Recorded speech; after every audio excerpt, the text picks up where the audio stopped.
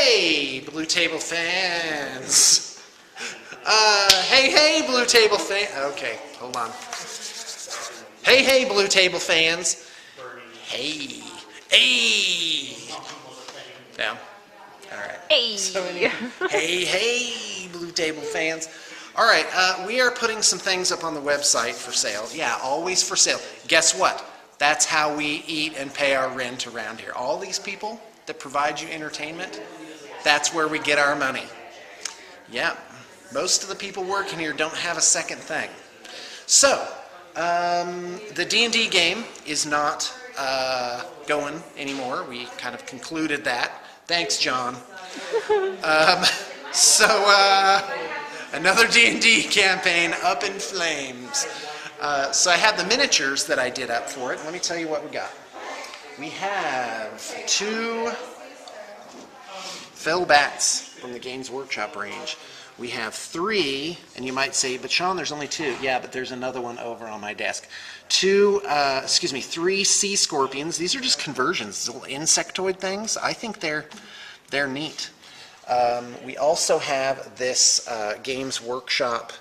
No. This is a Rackham Banshee type creature. This is on a 25 millimeter flat. And again, great for a D&D game or whatever you want to use it for, a fantasy role play of some kind. But wait, there's more. This is a conversion I did personally as a cave fisher. That is from the A series modules way back in the early 80s, and is a current staple in the classic type monster manuals like from Pathfinder. This is a figure I picked up from the Cool Mini or Not site. It's a 54 millimeter scale guy, but I used him as kind of a giant creature. So here we have a blacksmith with 2 hammers, an elfin blacksmith. Again, these are all for my D&D game. We also have these, what are they, Tharn blood trackers. They are, but they're not on Privateer Press bases, even though they're Privateer Press models. So we're just going to put them up as is and see if anybody wants them that way. For an additional amount, you can have us remount them on 30 millimeter rounds by Privateer Press. So that's the D&D figures. In fact, go ahead and stop. Okay, I'm back. So here's a few other figures I didn't get a chance to use, but I did have them lined up for the D&D game. These are 2 River Trolls by Games Workshop. This is like a gnome or halfling, depending on which type of halfling you're looking at. Because it used to be halflings were like, fur-footed, kind of chubby guys. And then they were reinvented basically as smaller scale humans. And here's a figure, I believe this is from Privateer Press. I used it as Aeris Movato from the Serpent Skull series, but it's Privateer Press captain with 2 pistols. I'm pretty sure where that miniature comes from. It's on a 25 millimeter square. It has our cobblestone cap worked in there, and that model's a lot of fun and would make a great fantasy role-playing character. So anyway, this is an example of the stuff we're just putting up every single day. So check it out. And now we're going to go around the studio and see what's up. Okay, want to tell you about the studio orc army that we're doing. We've done the Rust Bucket orcs. Some of you may have remembered those, I think, from 2008. That was back when we were in the Badger Hole. Then the next incarnation was the Junkyard Orcs, which you saw at the,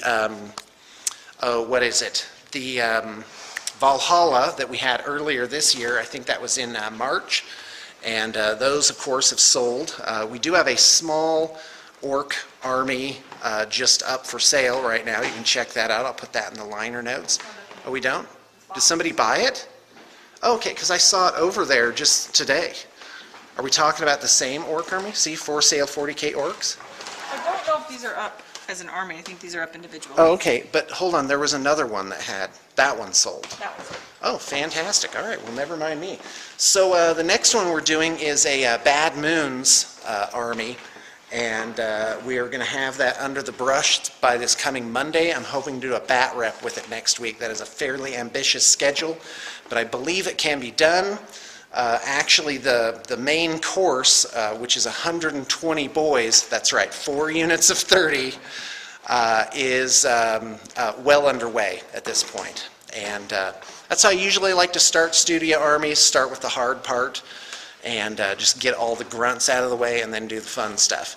But let me tell you what's in it. I'm not sure how many points it is. I'd be surprised if it weren't at least 3,000. Maybe someone can give me an idea based on the list I'm about to give. All right, here's what's in it. A Gazkul Thraka / War Boss conversion. We're not going to use the stock model. We're going to make something amazing.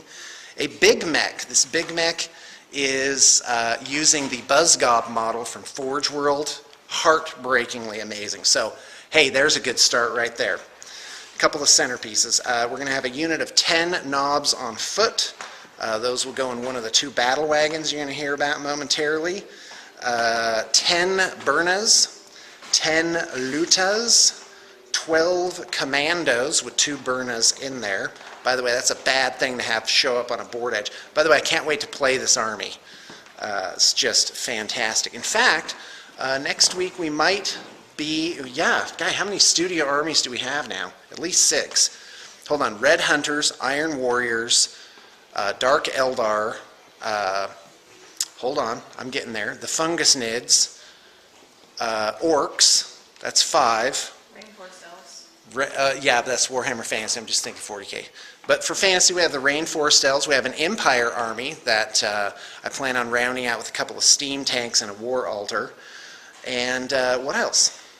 Hold on, for 40K, I know what's our other 40K army? Oh, I know I'm missing it. Well, anyway. Oh, the IG. Oh, yeah, the Imperial Guard, thank you. The desert, whatever they are. Okay, or Commandos, Knobs on Bikes, 6.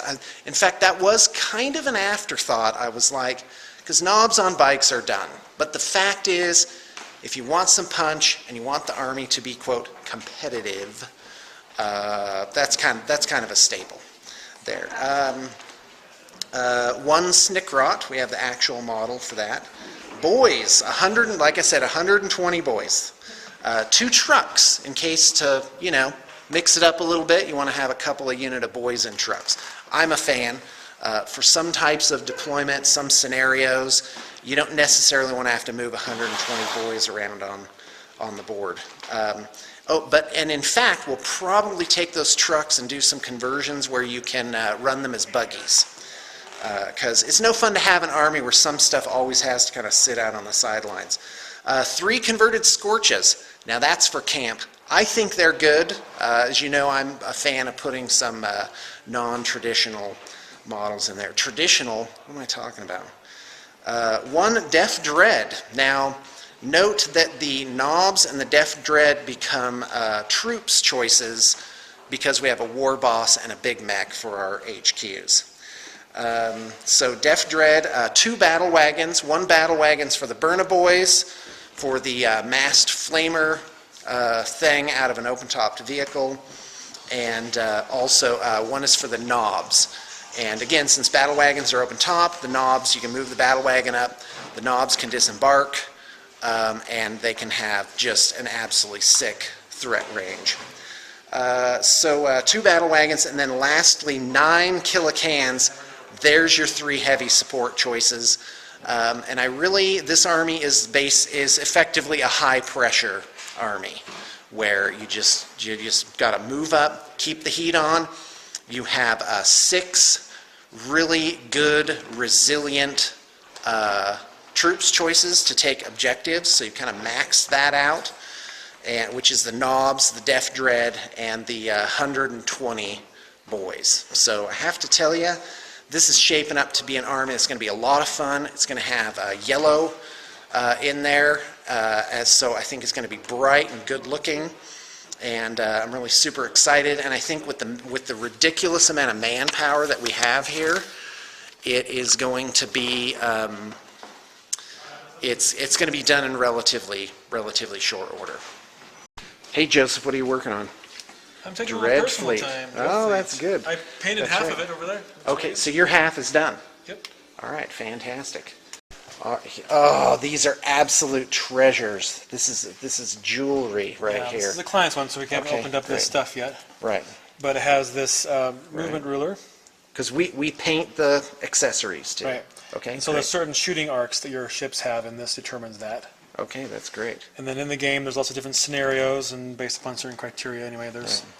the client requested a level 2 on this, but Cameron and I were really excited. Oh my gosh, this is more like a 4. Yeah, all right, so, go ahead. This is a cool volcano piece, which Okay, is great. a blast. And then in the game, there's a wind direction Right. piece which you place on the border of it, and also some sort of maelstrom sort of. And the middle is the black pearl, Yep. what you were Right there. showing me. All right, great. See that? And there's also these angle of movement Right. tokens as well, which you put along the base of the ship. That tells you what you can angle off on. Right. And in this game, pretty much all the factions of, well, most all the factions of fantasy Yeah, are is this represented. Skaven here? So it's this Skaven ship. Okay. Is this kind of a good versus evil type of thing? Yeah, well, it's kind of actually a bad guys versus evil guys sort of thing. This, Okay. you know how Warhammer is. Right. So there's this really bad vampire guy who they're trying to finally shut this guy down once and for all. Right. So all these noble, like all these famous pirates get together and form a fleet to go hunt this guy down. Oh, that's So neat. that's what's going on. Really neat. And so Okay. each ship is really, really fun and really beautiful and ornate, and I love painting the water. It's a blast. Yeah, that's well, and you painted it to match the Yep. mat. Can Yeah, we the mat see is, that yeah, on the there? mat is gorgeous. Yeah, the mat is. No, don't take it out. Just it's gonna want cloth. to put it on there. Yeah, check it out. See? Yeah. So that matches up real nice. Good job. Yeah, so it's a really nice cloth. And then there's a Skaven one. This is a human one, some pirate chick lady Okay. does this.